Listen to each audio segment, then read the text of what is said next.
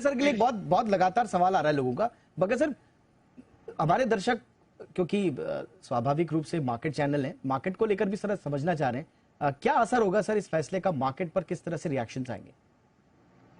नहीं, कोई मार्केट पे कोई असर नहीं होना चाहिए। एक है कि प्रेसिडेंट है 2016 का, लोगों ने सीख लिया है, तो लोगों को बहुत अब इसका अंदाजा है कि किस तरह से ये होता है। दूसरा बात यह है कि बहुत छोटा इम्पैक्ट है, क्योंकि आम नागरिकों के पास ये नहीं है। बिजनेसेस ऑपरेट नहीं करते कैश में।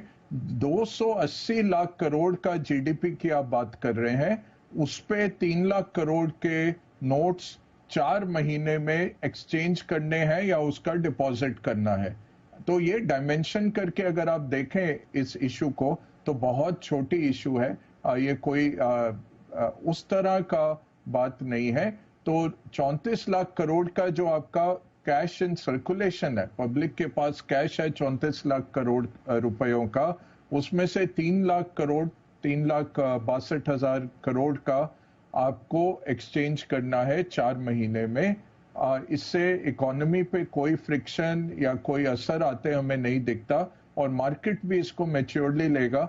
बैंक्स के लिए अच्छा है दीपक जी, क्योंकि पैसा लौट के आएगा बैंक्स में। तो ये पैसा जो कैश में पड़ा है, अगर बैंक डिपॉजिट्स में परिवर्तित होता है या और कई फॉर्मल चैनल्स में आता है, तो आपका इकोनॉमिक मल्टीप्लायर लगता है। उल्टा ये पैसा इकोनॉमी के लिए अच्छा है। बैंक्स जिनको डिपॉजिट्स की किल्लत थी, अगर इसमें से 1 लाख करोड़ भी बैंक डिपॉजिट्स में आ जाता है, तो बहुत बड़ा एक बैंक्स को लाभ हो सकता है। आपने ब्रिजेश जी से जब बात हो रही थी बग्गा सर, एग्जैक्टली यही कह रहे थे। हमने कहा था कि हम बग्गा सर से इसको क्लैरिफाई करेंगे। ब्रिजेश जी, कुछ इस पर सवाल बन रहे हैं आपके?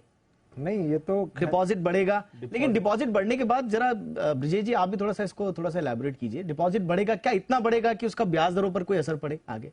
पिछली बार का एक्सपीरियंस तो ये कह रहा था कि इसके बाद फर्क पड़ा था, लेकिन इस बार शायद रकम उतनी ज्यादा नहीं है। तो देखना पड़ेगा बैंकों की क्या स्थिति होती है। लेकिन जो पिछली बार का अनुभव था वो ये, उसके अनुभव ये कहते थे कि बैंकों के पास पैसा आया था, म्यूचुअल फंड में काफी पैसा गया था, तो कई सारे सेक्टर्स को इसका फायदा हुआ था। बग्गा सर, मेरा एक सवाल था आपसे, मैं समझना चाहता हूं कि इसके पीछे की क्या मंशा हो सकती है। अगर सारे नोट बदलने ही हैं, सिस्टम से हटाने ही हैं, तो फिर 20,000 की लिमिट रखने का क्या मतलब है? सारे नोट लीजिए और बदल दीजिए। आप सारे फॉर्मेलिटी भरवा ही रहे हैं, सब कुछ करवा ही रहे हैं, ट्रैकिंग, आपकी ट्रैकिंग भी हो जाएगी, फिर 20,000 की लिमिट का मतलब क्या वजह हो सकती है लिमिट करना? ये बहुत अच्छा सवाल है। ये गर्ग साहब से ही पूछना पड़ेगा कि इनके आर्टिफिशियल इंटेलिजेंस सिस्टम में कुछ है क्या, क्योंकि ये समझ नहीं आया। और जहां तक मुझे समझ आया है कि अकाउंट में तो आप सारा पैसा डाल सकते हैं। अगर आपके पास एक्सप्लेनेशन है तो आपको 1 लाख भी डालना है, 2 लाख भी डालना है, आप अकाउंट में तो डाल सकते हैं। बिजनेसेस को तो डालना ही पड़ेगा। अब कंस्ट्रक्शन में है, जो एग्रीकल्चर में है, जो फर्टिलाइजर बेचता है किसानों को, अब उधर से आप एकदम से देखेंगे 2,000 रुपए के नोट आने लग जाएंगे। क्रेडिट सोसाइटीज में, कोऑपरेटिव बैंक्स में एकदम से आप देखेंगे किसान आके भर रहे होंगे। तो ये 20,000 शायद ट्रैकिंग मैकेनिज्म हो, बट ये गर्ग साहब भी बता सकते हैं, पर्दे के पीछे इनको पता है कि क्या चलता है।